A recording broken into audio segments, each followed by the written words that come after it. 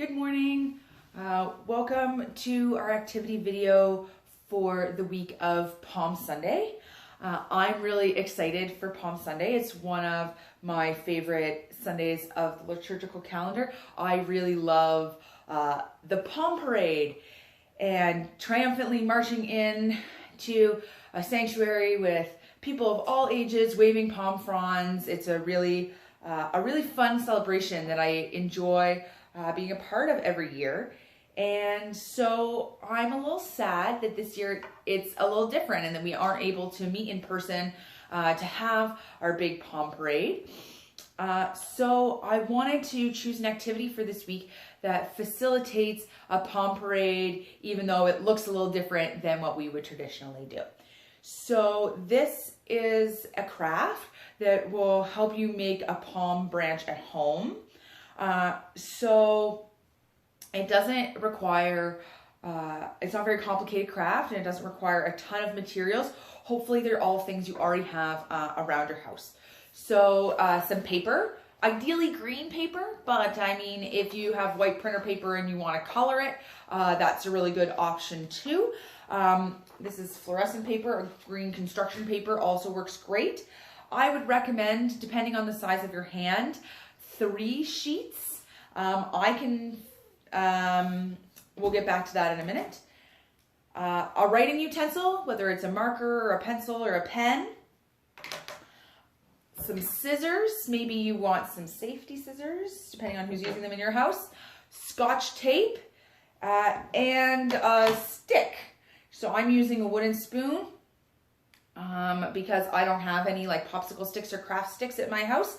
And this is a little longer anyway, so I think that's a good choice for me. So the palm branch that we're making today is one with all the little fronds that stick off, and it's done exactly that with your palms, with your hands. So we're doing it by tracing our hands.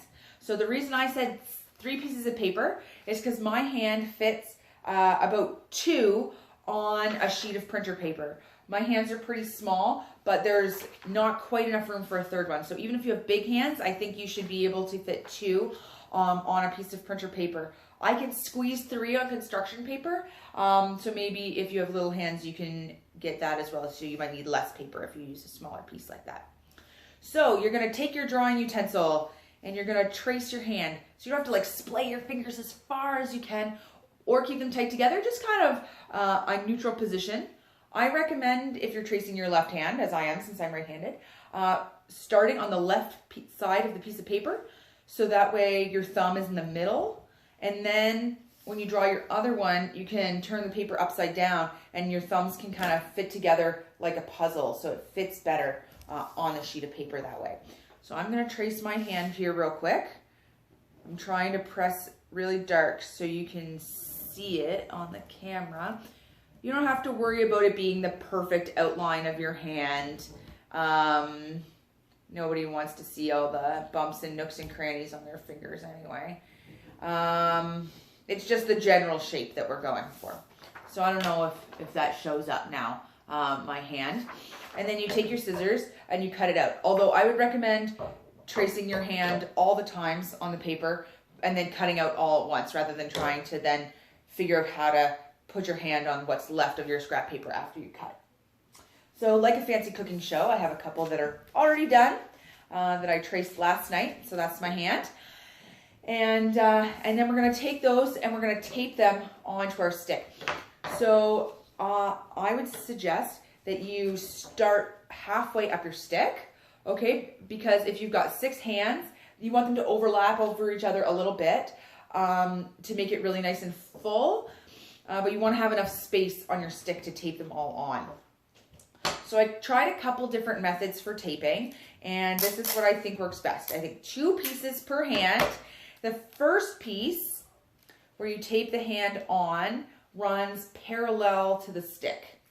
And so you tape the hand that way, and then you flip it over so you see the back side, and then you tape your second piece perpendicular to your spoon. So this one really focuses on getting the hand onto the spoon. Because the first piece looked like it did that, but that's only because this is the first hand. Once you add the next hand, they overlap, and you're really just taping onto the other paper. So having the one on the back allows you to really focus on taping onto the spoon to give it some support. So I have another one of those that I've magically already done. Ta-da! So this one has 6 hands on it already, but we can add this one we just did. So I have alternated. So you see I started it at the bottom and I alternated back and forth, working my way up the palm. I don't think it matters if you put thumb up or thumb down. I think I kind of did a little bit of both on this one. So you tape that on. I'll just tape this one on real quick. I also have a couple other special hands that I want to add to my craft. I have some little Rosa hands. I thought she might be a wee bit little to make her own, so I wanted to include her in my palm craft. So I'll add her little hands there. I won't tape it super thoroughly. I'll go back for that, so that way you don't have to just watch me taping. But now I have a nice full flowing palm branch, and so it waves in the wind and I can wave it around. Palm branches were used as part of Jesus' parade entry into Jerusalem because they were a symbol of victory. And so people were really excited for Jesus to be arriving into Jerusalem. And so this was one of the ways they showed it, by waving these symbols of victory in a palm branch. So once you've made your craft, I invite you to bring it with you on Sunday morning, where we are going to have our virtual coffee time at 10 o'clock before our usual service time at 10:30.